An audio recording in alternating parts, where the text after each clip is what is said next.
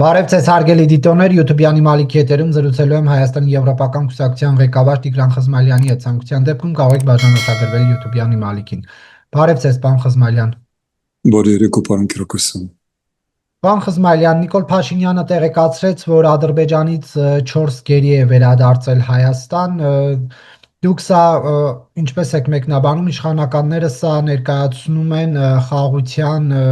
գործընթացի շրջանակներում իրականացված քայլ։ Միայն ուրախանալ կարելի է 4 հայ մարդու գերիների, ռազմագերիների ազատագրման կապակցությամբ, ով ինչպես է ներկայացնում, ես չգիտեմ, բայց ամբողջությամբ պատկերը այսպիսին է։ Դա փոխանակում է, որովհետև նույն ժամանակ երկու առաբ է վերադարձվել վարձկան, որոնք գերեվարվել են և պահվում են հայկական բանտում և պաստորեն առաբ վարձկանները, որոնք մասնակցում են պատերազմի, Արցախի հայաթափման համար և 20 թվականի այն ամեն ինչին վերադարձվել են։ Բացի դա, ես չեմ կարծում, որ պատահական է այն հանգամանքը, որ համընկավ ամենայդեպս նույն ժամերին Պաշտպանության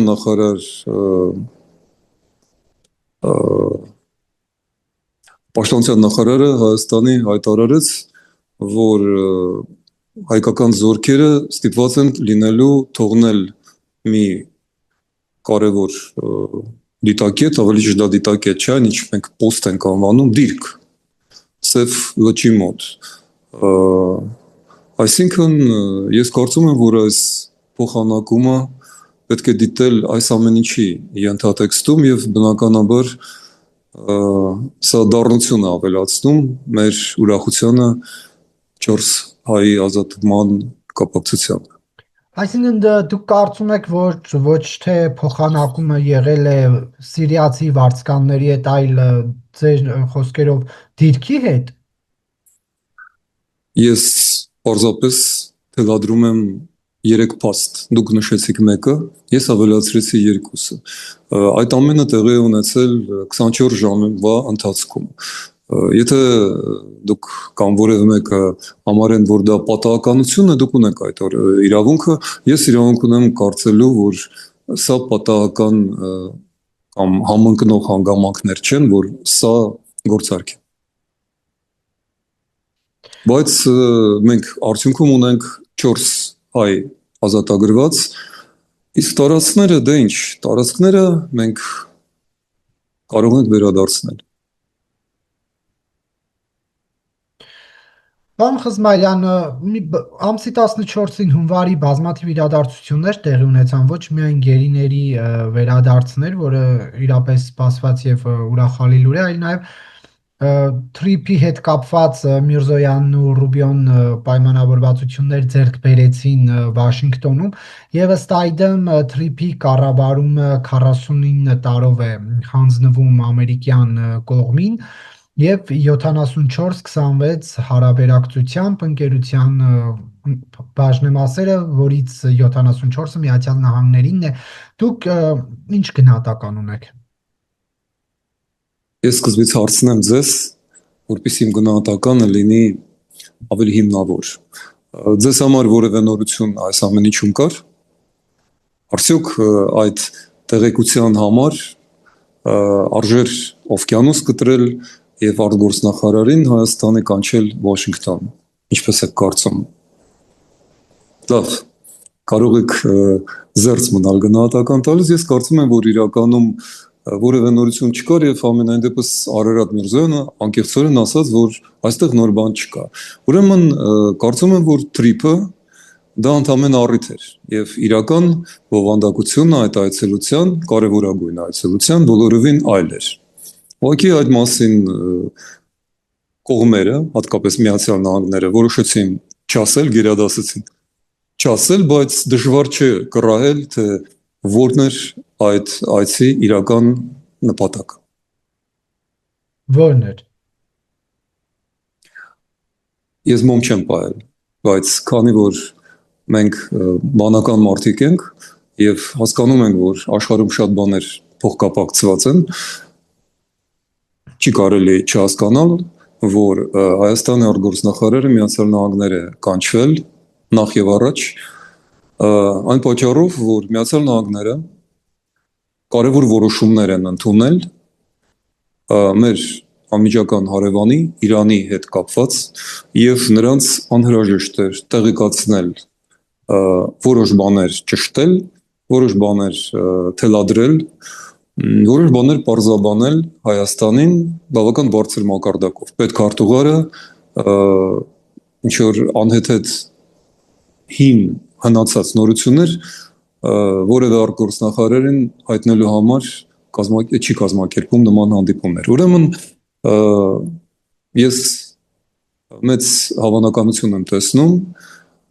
նրան, որ Հայաստանի արտգործնախարարը հրավիրվել է Վաշինգտոն ծանոթանալու նախ եւ առաջ Միացյալ Նահանգների որոշումներին եւ որոշ հարցերի պատասխանելու, որոշ կարծում եմ խորհուրդներ ստանալու հայ-իրանական, հայ-ամերիկյան, հայ-իսրայելական, հայ-թուրքական, հայ-ադրբեջանական, հայ-ռուսական հարաբերությունների վերաբերյալ։ Ես վստահ եմ, որ քննարկվել էր այս հարցերի այս լայն համալիրը եւ ես շատ կզարմանամ, եթե դա այդպես չէ։ Այս հայտարարությունում օրինակ 13 անգամ ընդգծվում է ճանապարհին Հայաստանի ինքնիշխանության պահպանումը, այդ թվում սահմանային եւ մաքսային գործողությունների նկատմամբ, ինչպես նաեւ նշվում է, որ առանց Հայաստանի վճռորոշ ձայնի որևէ այլ փոփոխություն չի կարող տեղ ունենալ։ Սրանք ձեռքբերումներ չեն ի վերջո, որովհետեւ այսքան ժամանակ խոսվում էր, որ ով է կանգնելու սահմանին, մաքսավորը լինելու է, սահմանապահը լինելու է։ Հիմա ըստ էության ասում է, որ լինելու է։ Այն հարցերը, որոնք այս 9 ամիսների ընթացքում հնչում էին, հիմա տրվեցին այդ հարցերի պատասխանները։ Որոնք իրակության նախ բավական տարօրինակ է համաձայնվեք, որ Հայաստանի սուվերեն տարածքը, Սյունիքի տարածքը 13 անգամ որևէ փաստաթղթում 2026 թվականին հայտարարվում է սուվերեն տարածք։ Այո, մենք գիտենք, որ Հայաստանի սուվերեն տարածք եւ եթե դա այդպես չլիներ, մենք երևի շատ կզարմանայինք եւ կզայրանայինք։ Այդպես որ այս առումով բավական տարօրինակ կարող է թվալ, որ դա ասված է, բայց ինչու է դա ասված։ Ասված է հետեւյալ պատճառով։ Նախ իրավիճակը 2026 թվականի հունվարին կտրուկ փոխվել է 2025 թվականի օգոստոսի հետ համեմատած եւ փոխվել է բառացիորեն վերջին 2 շաբաթվա ընթացքում։ Եթե մինչեւ վերջերս Հայաստանը արդեն տևական ժամանակ մոտավորապես 2020 թվականի աշնան օրերից առնվազն գոնե նոյեմբերի 9-ից վերածվել էր որպես քաղաքական օբյեկտ, գործոն եւ դարձել էր ուրիշ երկրների քաղաքական գործիք եւ կներեք վերածել է դադարել է լինել քաղաքական սուբյեկտ, ես երևի ճիշտ չարտահայտվեցի, եւ դարձել է քաղաքական օբյեկտ, ուրիշների օբյեկտ։ Անկամ այն իմաստով, ինչ Հայաստանում է այդ խոսքը օգտագործում օբյեկտ, որտեղ կարելի է ճանապարհներ կառուցել, պատշգամբներ, պարիսպներ, երկաթուղի, գազ, ուրիշների պատկանող։ Մենք տեսել ենք նման բաներ եւ այս առումով այո, մինչեւ վերջերս եւ պատահական չէ, որ օգոստոսի 8-ից կես տարի գրեթե անցնելուց հետո Հայաստանի արտգործնախարարը ստանում է Միացյալ Նահանգներից հավաստիացումներ առայն, որ չէ, ձերն է։ Ինչու է դա այդպես։ Որովհետև դրա դիմաց Հայաստանը համաձայնվել է կամ ընդունել է որոշ այլ չեմ ասի պայմաններ կամ պահանջներ, բայց փաստեր, որ շարադրվել էին Արարատ Միրզոյանին Մարկո Ռուբիոյի կողմից։ Իսկ ո՞րն են դրանք։ Ես կրկնում եմ, այնինչ մենք հիմա խոսում ենք, դա քննարկում եմ, որտեղ ես հաճախ մեր խոսակցության մեկնաբանություններում եւ եթե կարդում եմ, տեսնում եմ ոնց որ եղել էս մոմ էս պայել։ Գիտեք, որոշ բաներ քաղաքականության մեջ երևում են առանց ինչպես ասում են ուղիղ խոսքը էշեն են ասում։ Ուրեմն, եթե մենք մի քիչ տարբերվում ենք այդ ազնիվ կենթանուց, ապա պետք է հասկանալ հետևյալը։ Իրանի ազատագրումը, որի մասին շատ վստահորեն խոսում են ոչ միայն Իրանի ընդդիմադիրները կամ Ռեզա Շահ Փեհլևին, Ագաժառանգը, որը արդեն ասում է ես ճանապարհին եմ, ես այսա կասնեմ, այդ մասին խոսում է Թրամփը, այդ մասին վերջերս խոսեց շատ զուսպ ընդհանրապես բնավորություն ունեցող Գերմանիայի կանցլեր Մերցը, ով ասաց մենք վերջին ժամերն օրերն ենք տեսնում այդ ռեժիմի, սա կտրականապես փոխում է իրավիճակը նաև Հայաստանի համար եւ Հայաստանի համար Իրանի ազատագրումը կնշանակի 1994 թվականի հաղթանակից հետո մեծագույն փոփոխություն տարածաշրջանում, դրական փոփոխություն, որովհետեւ եւ դա է պատճառը, որ հենց դա է պատճառը, որ Արարատ Միրզոյանը հայտնվեց Վաշինգտոնում, նրան այնտեղ հրավիրել են։ Եվ ասել են, որ երբ որ ու եթե կամ ասենք այսպես, եթե եւ երբ որ Իրանը իսլամական խալիֆատից, հանրապետությունից դառնա կամ խորհրդարան սահմանադրական թագավորություն կամ մեկ այլ ձևաչափով Միացյալ Նահանգների արևմուտքի համար բարի գործընկեր բարեկամ եւ Հայաստանի ավանդական բարեկամ եւ ընկեր, ապա Հայաստանը ստանձնում է բացարձակապես նոր եւ շատ կարեւոր դերակատարում։ Այսինքն Իրանի բարեփոխումները կտրուկ փոխելու են քաղաքական ներքին եւ արտաքին իրավիճակը Հայաստանում։ Եվ ամենակարևորը, որ այդ տրիպը, որի մասին սրտատրոփ խոսում էին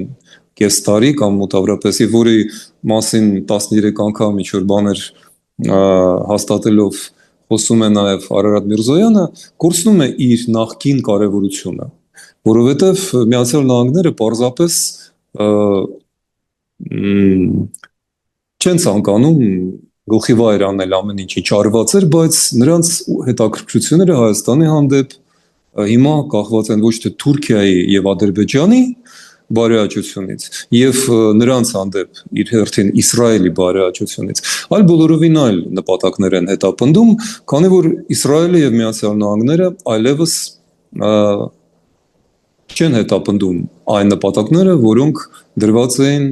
սեղանին Սպիտակ տանը 25 թվականի օգոստոսի 8-ին։ Իսրայելը ուղիղ եւ աներկբա ակնհայտորեն հայտարարում է Թուրքիային թշնամի երկիր, Ադրբեջանը բնականաբար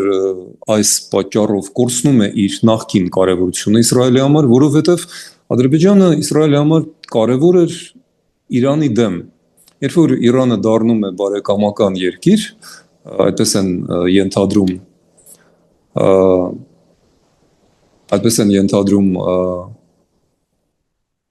Միացյալ Նահանգները եւ Իսրայելը, Թուրքիան եւ Ադրբեջանը այդ տրիպը իրանց երազած ոչ թե չեն ստանում, բայց Միացյալ Նահանգները ինչ էլ ասի Ռուբիոն, ինչ էլ ասի Արարատ Միրզոյանը, չեմ ասի կորցնում են հետաքրքրությունը դրա հանդեպ, բայց բոլորովին այլ առաջնահերթություններ են գալիս եւ այդ առաջնահերթությունները Հայաստանը ոչ մի օգուտ էս հանդիպումից, այցից ոչ ուներ Հայաստանին շատ կարևոր բաներ են ասել։ Հայաստանին ասել են, որ դուք դառնում եք Միացյալ Նահանգների կարևոր ռազմավարական ընկեր, եւ դա ասվել է շատ լուրջ։ Թրամփը նման բաներ շատ քչերին է ասում, նա սիրում է գովաբանել մարդկանց, հետո փնովել նրանց, բայց այս անգամ Հայաստանը պետք է Միացյալ Նահանգներին ճիշտ այնպես ինչպես պետք էր եւ 10-15 տարի առաջ։ Ես հիշեցնեմ, որ Միացյալ Նահանգների դեսպանատունը Հայաստանում սպասարկում էր Իրանի քաղաքացիներին մեծ թվով, մինչև 16 թիվը, երբ որ հենց Թրամփը իր առաջի իշխանության գալու օրերին պատժամիջոցներ մտցրեց Իրանի դեմ, որոնք հիմա հեռացվել են բնականաբար։ դարպաս դեպի Իրան, արևմուտքի համար նախ եւ առաջ Հայաստանն էր։ Եվ հիմա Հայաստանը հետ է ստանում այդ կարևոր դերակատարություն։ Այդ դա էր Միրզոյանի եւ Մարկո Ռուբիոյի հանդիպման գլխավոր արդյունքը։ Մեզ դա ասացին։ Եվ դա Հայաստանի համար ինչ կենսական շահ է սպասարկելու։ Իրանը հսկայական շուկա է, որը կարոտ է ահռելի մեծ վիթխարի քանակների, արևմտյան տեխնոլոգիաների, տեխնիկայի, ավտոմեքենաներից մինչև օդանավեր եւ բազմաթիվ այլ բաներ։ Այսինքն խիստ, եթե խոսենք պրագմատիկ բանով, այդտեղ միլիարդների եւ տրիլիոնների ներդրումներ են գալու եւ ապրանքներ։ Դրանց զգալի մասը գալու է հյուսիս-հարավ ճանապարհով, որը Եվրոպան կառուցում էր հատուկ այդ նպատակով, այդ հույսով եւ այդ հեռանկարով շուրջ 10 տարի։ Դեռ Սերժ Սարգսյանի օրոք այդ շինարարությունը, ինչպես հիշում ենք, սկսվել էր։ Դրան կատաղի ձևով հակադրվում էր Մոսկվան եւ երևի Մոսկվայի համաձայնությամբ առաջին տրանշը 1 միլիարդը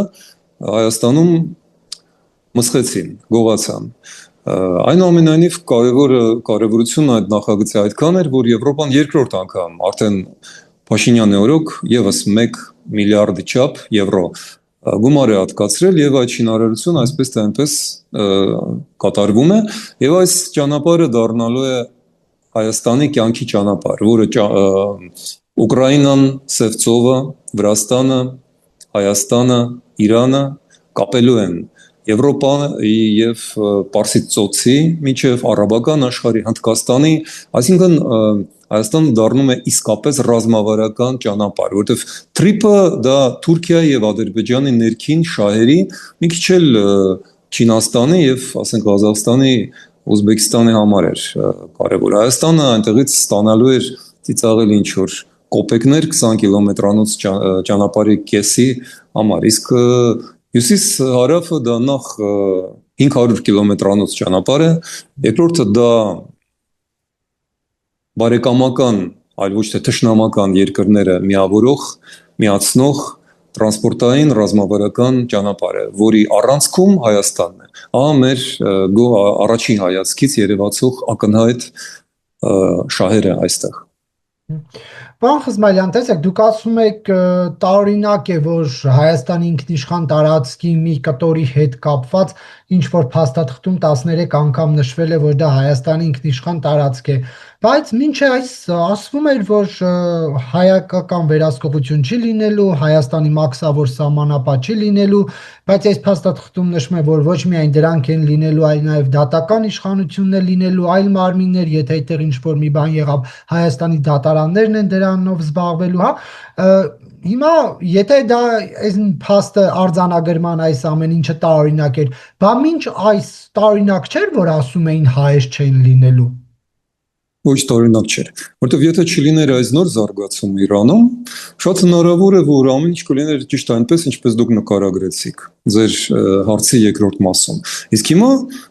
այդ ամենը դուրս է գալիս եւ դա ստերեոտիպի Հայաստանի համեստ, բայց հստակ պայմանն էր։ Արադ Միրզոյանը ստերեոտիպին խնդրեց, որ այդ հարցը, որը իհարկե ցավոտ է նաև նրա համար եւ ցանկացած հայ նորմալ մարդու համար, որը իսկապես իրենք շատ լավ զգում էին, որ հարցը մնում է եւ դրա պատասխանները չկային։ Իրենք բոլորը զգում էին, որ դա շատ մեծ վտանգ է, որ Հայաստանը կորցնում է սուվերենությունը։ Ահա ինչու հիմա ի պատասխան Մարկո Ռուբիոյի եւ այսինքն Տրամպի ադմինիստրացիայի այդ առաջարկներին, որոնք արվեցին Հայաստանին, Հայաստանը խնդրեց, որ գոնե Թրիպի վերաբերյալ հաստատ ասվի այն ամենը, ինչ պետք է ասվի։ Իհարկե, եթե ամերիկացիները կազմած լինեին այդ փաստաթուղթը, այնտեղ 13 անգամ դա չէր նշվի։ Նայած Հայաստանի պատրաստված թուղթը հոգեբանորեն հասկանալ է, մարդը խոսում է այն մասին, ինչն իրեն անհանգստացնում է։ Եվ որքան շատ է անհանգստացնում, մենք տեսնում ենք հենց այն անգամանքից, որը դուք հաշվարկել եք, 13 անգամ կրկնվում է մի ակնհայտ բան, որովհետև մինչև օրս դա այդքան էլ ակնհայտ չէր։ Հիմա դա երաշխավորված է, բայց բա մի նախապայման։ Այդ Բայց նախապայմանը դրական չի։ չէ, դա շատ դրական է, ինչու՞ չէ։ Բայց ինչ տարօրինակ համարում։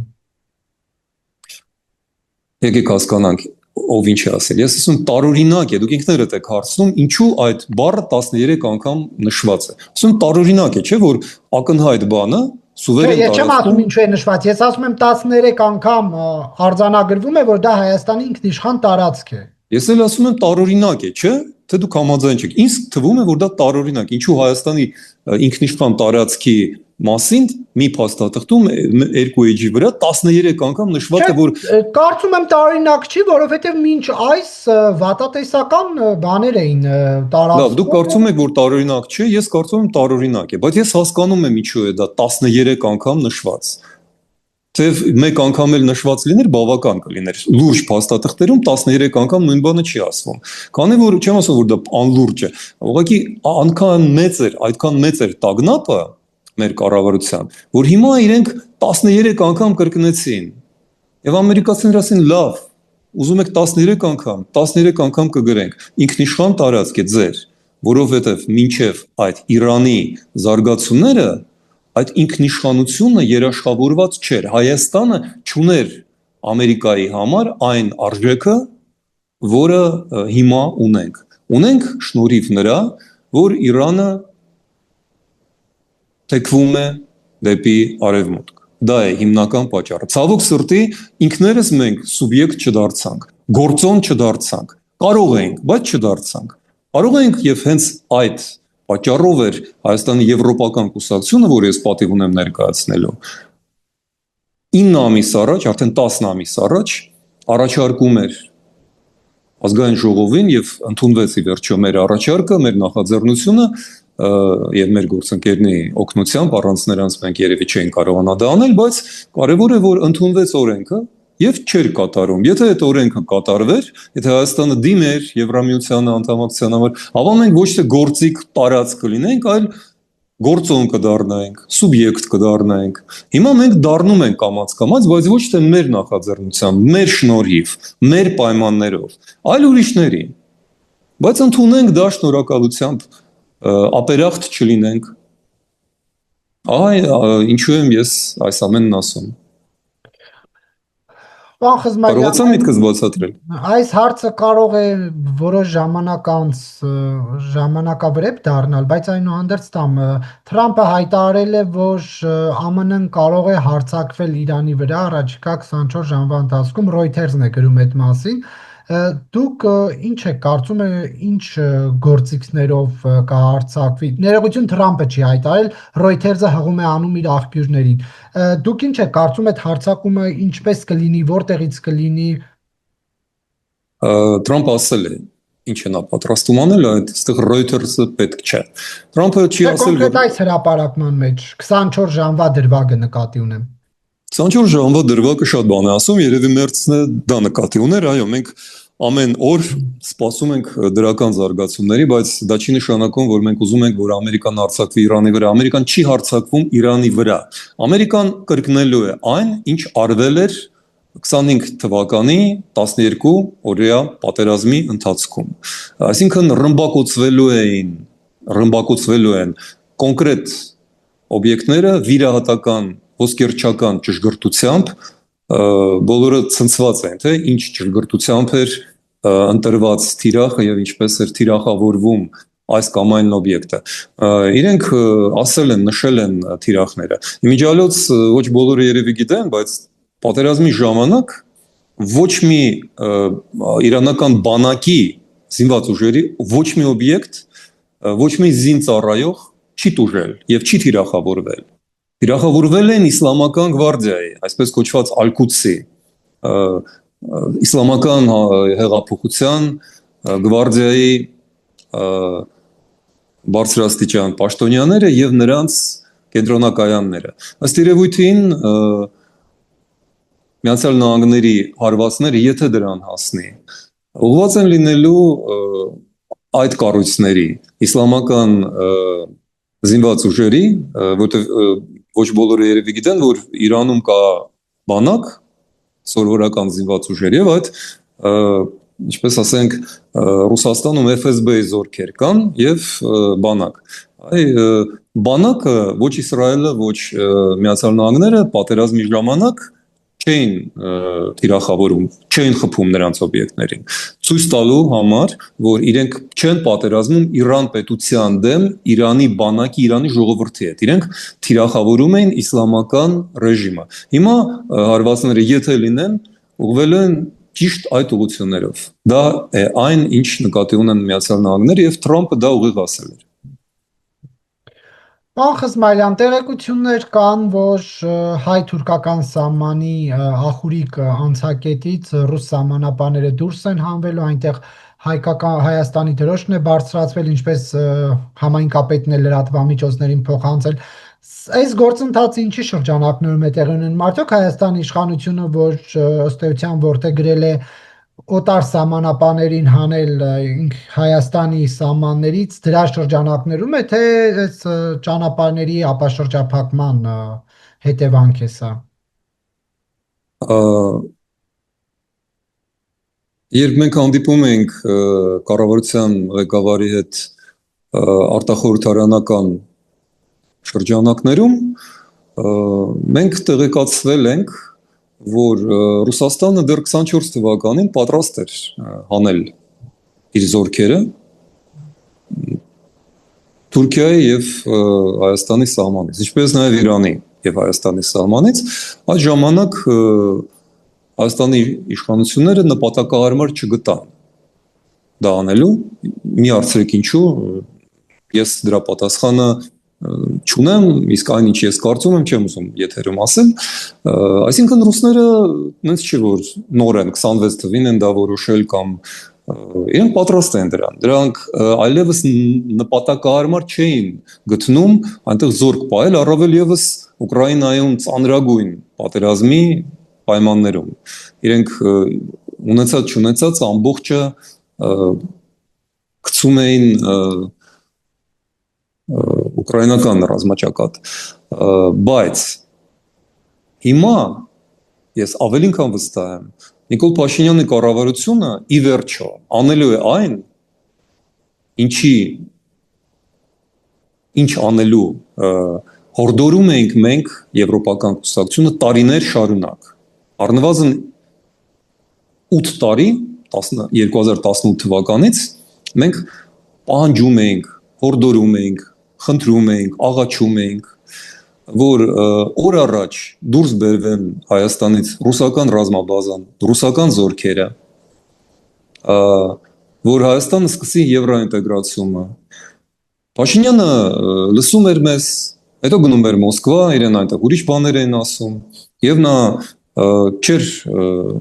հետևում մեր խորհուրդների։ Այդ պատճառով նաև ոչ թե չլսելու մեր խորհուրդները, այլ չգնալով այդ ճանապարհով, մենք սարսափելի կորուստներ ունեցանք, մարդկային, տարածքային, քաղաքական, հոգեբանական եւ այլն։ Ի վերջո մենք գիտենք, որ ուշ թե շուտ Հայաստանը գնալու է։ Դրական է, թե չէ։ Շատ, իհարկե։ Ուղղակի սա արվում է շատ ուշ։ Եթե դա արվեր շատ ավելի շուտ, արդյունքները կլինեին շատ ավելի լավ։ Կան այն, ինչ մենք ունենք հիմա, բայց թեև ուշացումով ի վերջո ինքը անելու է այն, ինչ մենք ծրագրում ենք, ինչ մենք նախատեսում ենք եւ ինչ մենք պահանջում ենք։ Ի վերջո Փաշինյանը գնալու է եւ եվրոինտեգրմանը, եւ հայտ է տալու պարզապես, եթե նա չհամառեր, եթե աներ այնպես եւ այն ժամանակ երբ մենք ենք ասում,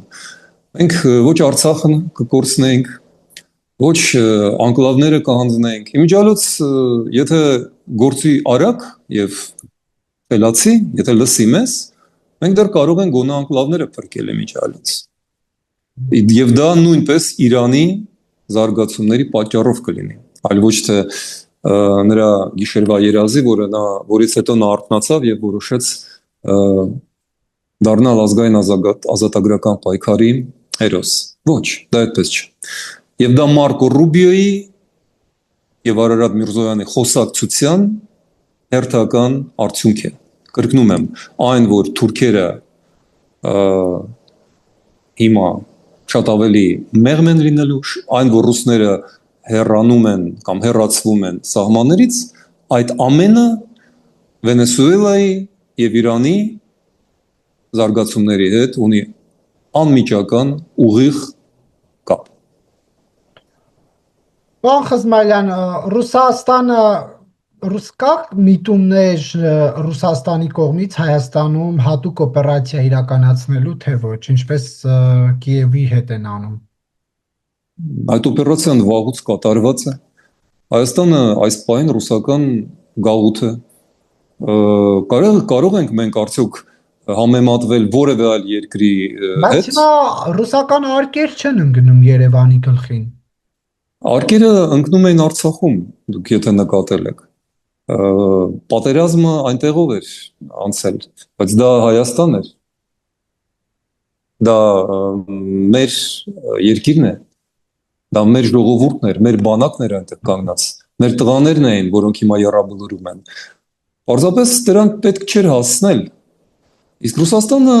շարունակում է ամեն ինչից հետո վերահսկել Հայաստանի տնտեսությունը մենաշնորհներով, երկաթուղին, գազը, հոսանքը, ինտերնետը, բջջային կապը, տրանսպորտը, ինչ, կուսակցությունները, բանկերը, հանքերը։ Բայց եթե արդեն այդ հատուկ օպերացիան իրականացնում է, Սոլովյով ինչի մասին է խոսում։ Ոչ թե ինչի մասին է խոսում, այլ ում համար է խոսում Սոլովյովը։ Սոլովյովը այդ ամենը ասում է այն մարդկանց համար, ում արկերով է գործում Ռուսաստանի կառավարությունը, իրեն ժողովրդի համար, որ տեսեք, մենք այո, այստեղ էլ մեզ նեղացրեցին, խաբեցին, բայց մենք դեռ ունենք այս բաները անելու, իհարկե Իրանում իրանք ոչինչ չեն կարող անել։ Իրենք անգամ սեփական լցանավերը, տանկերները, արդեն 5-րդ լցանավն են ամերիկացիները առգրավում։ Այդ էլ չեն կարող պաշտպանել, թեև նավեր են ուղարկել, Սուզանավ են ուղարկել, բայց հենց ամերիկացիները իջան, փախան։ Ինչի մասին է խոսքը։ Իրենք միայն Հայաստանի վրա կարող են թուր թափ տալ։ Անգամ Ադրբեջանի հետ ոչինչ չկարողացան անել։ Ադրբեջանը յետևում կանգնած է Թուրքիան։ Մոլդովայի յետևում կանգնած է Ռումինիան եւ ՆԱՏՕ-ն։ Ուկրաինայի յետևում կանգնած է Եվրամիությունն, իսկ Հայաստանի յետևում ով է կանգնած։ Ով է կանգնած Հայաստանի Հանրապետության յետևում։ Ոչ ոք։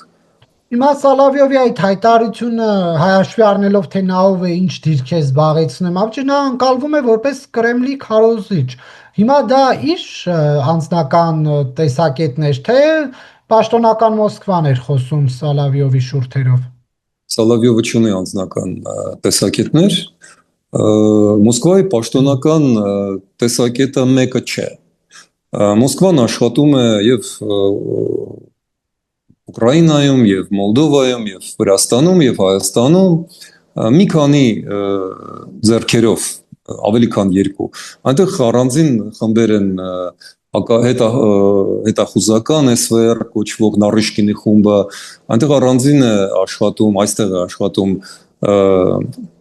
ինչպես է FSB-ն, առանձին է աշխատում ԳՌՈ-ն, ռազմական հետախուզությունը, եւ իրենք բոլորն ունեն իրենց հաճախորդներ։ Իրենք բոլորն ունեն խմբեր ազդեցության Հայաստանում։ Այդ ռուսակցությունները բոլորը ունեն կոնկրետ ինչ որ տերեր։ Եվ ժամանակ առ ժամանակ այդ ռուսական ծառայությունները իրար մեջ են մրցում, թե ով կստանա Կրեմլի գումարը, որ այս կամ այն օպերացիան անցկացնի։ Դա պատահում է։ Հետևաբար նրանք կազմակերպում են մրցող թիմերի միջև մրցակցություն։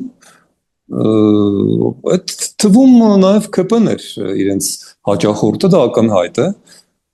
Կառավարությունում լիքն են մարդիկ, ովքեր պաշտպանում են ռուսական շահերը, չեն էլ թաքցնում դա, բայց կառավարությունը ունի ուրիշ լծակներ էլ, ուրիշ ելքեր էլ։ Իսկ ասենք որոշ ռուսամետ կուսակցությունները նման շռայլություն չունեն եւ շարունակում են կապված մնալ միայն մեկ դրամարկղի հետ։ Կառավարությունը փորձում է մի քանի դրամարկղից օգտվել եւ չի էլ թաքցնում, ասում է մենք ավելի հարուստ շուկաներ ենք փնտրում։ Եվ գտնում են Բաքվից էժան նավթ, 4-րդ կարգի անասնակեր եւ այլն եւ այլն։ Դա էլ է արել մեր Եվ վերջում, կառավարությունը։ պարոն Խզմայրյան, ինչ կարծիք ունեք այն մասին, որ երկիր, որտեղ յուրաքանչյուր 5-րդը աղքատ է, կառավարությունը իրեն թույլ է տալիս շռայլ պարգևավճարներ բաժանել տոներից առաջ, ճոխնոշտարի անելու համար, ըստ էության 3 միլիարդ դրամի մասին է խոսքը, նախարարներ կան, որ 6-7 միլիոն դրամ են ստացել, ես նայեցի համապատասխան որոշումը, կառավարության աշխատակազմին 417 միլիոն դրամ էր հատկացվել դեկտեմբերի պարգևավճարների համար, ասում են նախարարներ կան, որ 7-8 են ստացել, փոխնախարարներ 3.5-ից 4.5 են ստացել, ի վերջո սա արդյոք քաղաքական կոռուպցիա չէ, թե այնուհանդերձ, եթե չկա բարձր վարձատրություն, ապա նաև չկա մոտիվացիա աշխատելու։ Ոչ, կառավարությունը չունի փող։ Այն փողը, որը ինքը բաժանում է իր մեջ, իր պաշտոնյաների միջև, դա մեր փողերն են, մեր չստացած աշխատավարձներն են։ Ես օրինակ կես դրույքով աշխատում եմ, դասավանդում եմ եւ իմ աշխատավարձն է 72,000, որի մեջ մտնում է այն, որ ես գիտությունների դոկտոր եմ, որ ես կինոռեժիսոր եմ, որ ես դասավանդում եմ, կուրս եմ վարում, բայց իմ աշխատավարձը այսքան է։ Պես որ ինձ համար այդ աստղաբաշխական թվերը ուղղակի հիշեցնում են հերթական անգամ, որ ինչպես եւ Տեր-Պետրոսյանի, Ռոբերտ Քոչարյանի, Սերժ Սարգսյանի, այդպես էլ Նիկոլ Փաշինյանի կառավարությունը դա նույն հակազգային, հակապետական մի թայֆա է, որը խաբեությամբ, դեմագոգիայի շնորհիվ եկավ իշխանության եւ հիմա վայելում է այդ իշխանությունը մեր հաշվին, մեր 25%-անոց աղքատության, մեր աղքատիկ ողորմելի թոշակների եւ աշխատավարձների հաշվին։ Մենք իհարկե դա փոխելու ենք։ Դրա համար Հայաստանը պետք է դառնա ազատ, անկախ, ապագաղութացված եվրոպական Անվճար եք աշխատելու, պարոն Խզմալյան։ Անվճար, կներեք ինչու։ Այո, դե ասում եք փոխելու ենք։ Ինչպես եք փոխելու։ Դրա այլ ընտրանքը անվճար աշխատելն է։ Ոչ, դրա այլ ընտրանքն է եվրոպական երկիր դառնալ, որտեղ օրենքն է գործում եւ սոցիալական ապահովությունը այդ օրենքի մասն է կազմում։ Մարդիկ չեն կարող ստանալ ինչ-որ գումարից ցածր աշխատավարձ եւ եթե մենք համեմատենք մեզ այն երկրների հետ, ինչպիսին է օրինակ Էստոնիան, Լիտվան, Լատվիան, որոնք նույնպես սովետական երկրներ են, իրենց միջին աշխատավարձը 3-ից 4 անգամ բարձր է, քան Հայաստանը, որովհետև իրենք եվրոպական երկրներ են։ Մենք կդառնանք եվրոպական երկիր եւ կտրուկ կբարձրացնենք եւ աշխատավարձները եւ թոշակները։ Ոչ ոք անվճար չի աշխատի եւ ոչ ոք չի ստանա նման պարգևավճարներ, որովհետև դա կոռուպցիա է։ Այլ խոսք չկա։ Շնորհակալություն, պարոն Խզմալյան, հարցազրույցի։ Շնորհակալություն։